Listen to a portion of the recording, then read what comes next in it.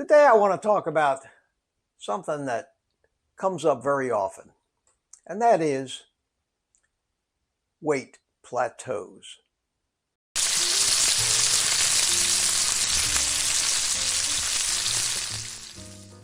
Well, good morning, everybody. It's me, Mitch. You start your new lifestyle and the weight starts to come off and you start mentally calculating.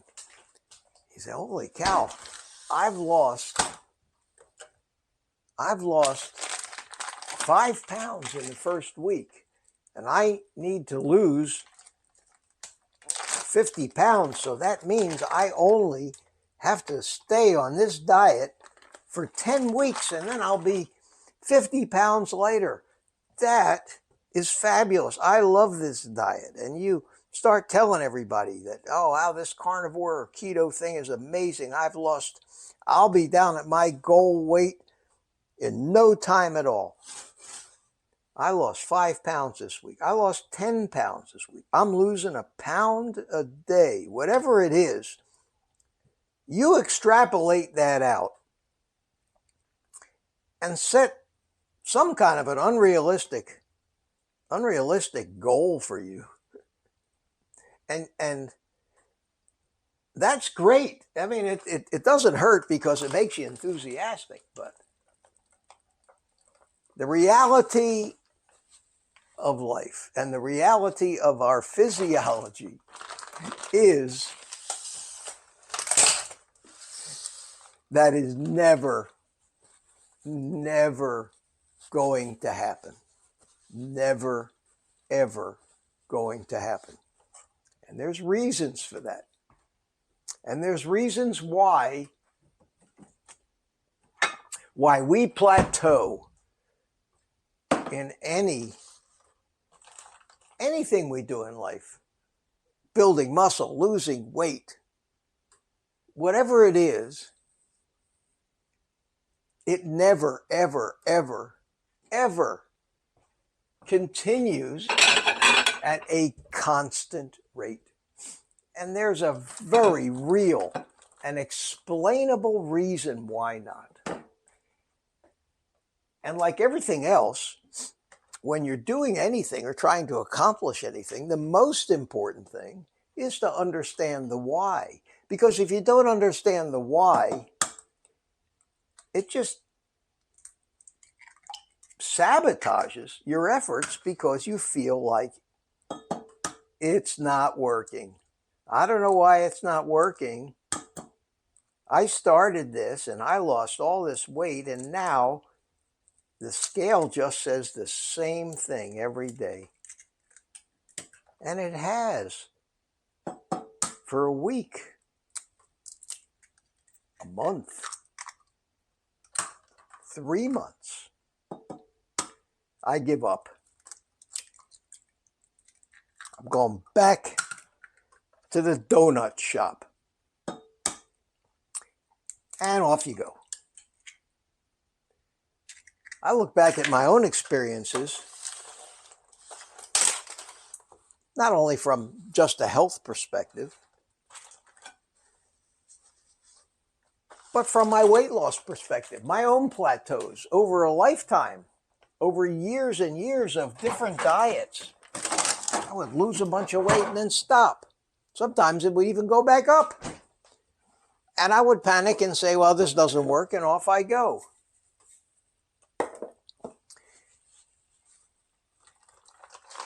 And without giving you a complete lesson in biochemistry, in genetic programming, in homeostasis, and other self-regulating mechanisms of the body, I want to try to make this real simple for you to understand. And I'll start the explanation by saying, plateauing is the body's way of telling you it's panicked. It's panicked. It interprets any kind of a change in diet or restriction in diet as a potential famine as a potential famine, we have fabulously complex and elegant regulatory mechanisms, changes that happen in our biochemistry, to really help us survive. That's how these mechanisms actually became, or how they evolved. They help us survive. They help ensure our survival.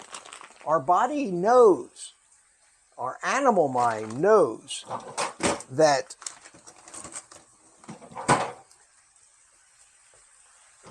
when there's a famine, when we think a famine is coming, it knows to conserve what energy we have.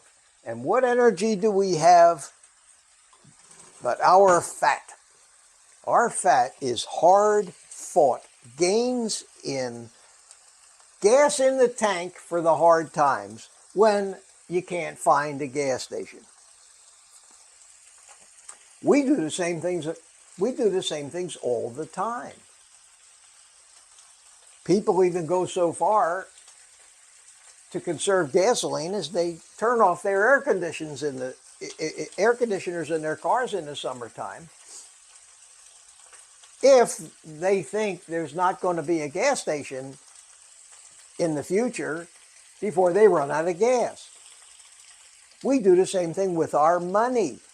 When we got plenty of money, we spend like hell. But when the money stops coming in, the first thing we do is we say we have to cut back. We can't spend the kind of money we used to spend because our income has just got cut in half, or we lost our jobs. We all know how to economize when we have to. And I got news for you. The best, absolutely best, fine-tuned economizing machine there is on the planet is the animal body. With lessons learned over hundreds of millions of years of fine-tuning itself to survival. So what happens? We change our eating styles. Most often we're not eating as much energy because we've cut out the sugars, which is readily available energy. We all know, or most of us know, how the whole hormone system regulates how much fat is allowed to go in your fat cells and how much fat is allowed to go out. We all are familiar with the phrase, your metabolism slows down. Well, that's kind of a catch-all phrase for exactly what's happening. Excuse me while I beat my eggs.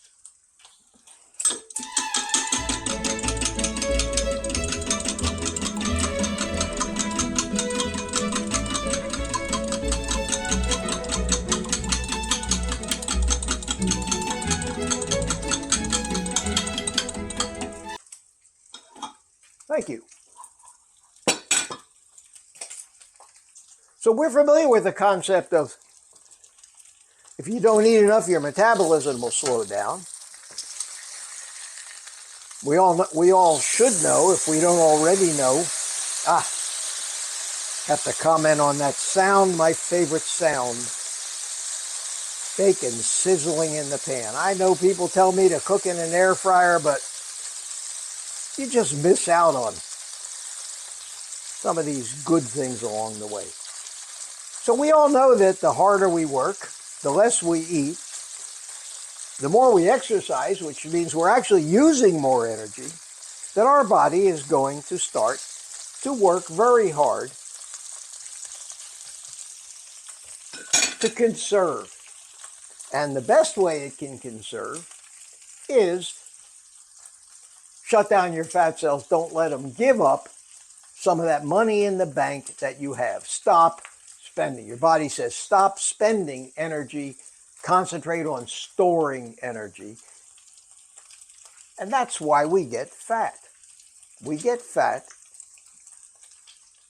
when we have excess energy, when we have limited energy, we lose weight. But our body's mindset, our animal mind's mindset is, I know we have to use some of our stored energy, but we don't know how long this energy deficit is going to last. We have no idea. We better slow down our spending. And your body can even reach a point after it sees that this energy deficit has lasted more than a day or two or a week, where it can virtually shut off. It can shut off your body's ability to get fat out of your fat cells. It might start burning protein that it thinks it doesn't need, muscle that it doesn't think it needs first, before it'll let go of any of that precious money that it has in the bank. Now, just like our minds know when there's an energy deficit, we're also looking at what's coming in. So if we're eating a lot of food like we do on carnivore, which is what makes this diet work, is that you're not starving yourself. You're eating energy, you're eating fat, that eventually we start to relax. And we can say, oh, well, our body says, well, okay, I thought I was starving, but evidently this is just something else that's different. I can start using some more of this stored energy, and the plateau comes to an end. How quickly that comes to an end depends on the lifetime, your lifetime. It's an individual thing. Your lifetime of how many times you came close to this famine condition and recovered from it, and how soon you recovered. And this stuff is all known by it's in our memory. So it's impossible to predict from an energy standpoint only how long a particular plateau is going to last. We also use the term set point. And that term set point is very important because it kind of summarizes what I'm saying. It is the point at which your body comes to terms with its new paradigm, with its new level of how much and what you're eating, and says, okay, I can live with this. I like this. This is working for me. And that set point over time will change, and your average weight will lower. And that's exactly what happened to me. My set point used to be 155 pounds. And I lived in that area for quite a bit. And then I'd gain weight again, and I'd kind of be back to square one when it came to is my body happy with the amount of energy it's getting, or does it feel the need to stop spending?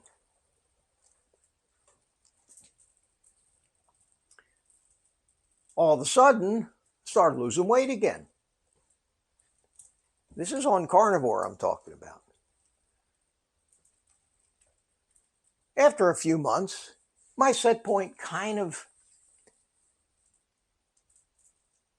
settled at about 145 degrees. Now, I was working out and I was still putting on muscle,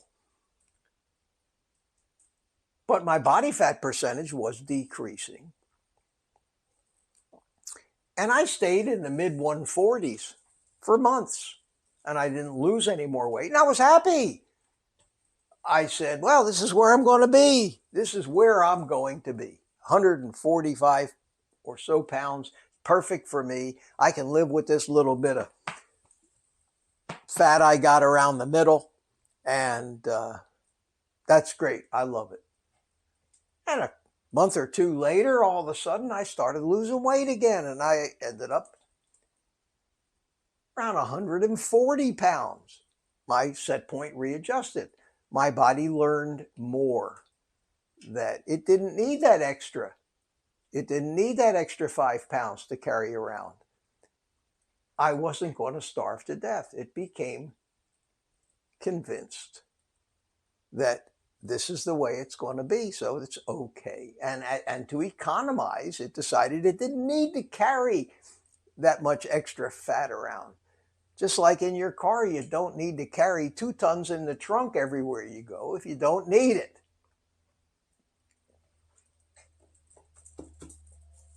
And I said, fine, I'm going to settle at 140. So then, all of a sudden, my set point changed to about 138. And I stayed there for a month or two. Well, guess what, folks? This morning, I weighed 136.5 pounds, which is the lowest I have ever weighed, I think, since I was an embryo. Now, I'm not panicked by it because what I'm losing is more of this little fat that I still had around my middle, but I'm not losing muscle. I feel good. I feel great. So if my body wants to be 136 pounds, but what's going to happen is this: it will find the right weight for the conditions you live as long as you keep them steady. That's the important point. Stop throwing curves at yourself. Stop throwing curves at your body. Changing your environment, changing your food source or what you eat. Give it a chance to learn what works and stick to it. Stick to it. The final point I'm trying to make is that we have the mechanisms, we have the machinery, we are smart enough. Our bodies are smart enough that we don't have to think about this. We will automatically, over time, find the optimal amount of weight and muscle mass to do the job that is demanded of us to have the best life we can. If you plateau, most of the time, it's normal and it'll last a week or two or a month. Some plateaus that last longer, you have to start asking yourself, did I change something? Did I make a change in my and give a new paradigm to my body? Did I add things to my diet? Did I stop working out? What did I do maybe?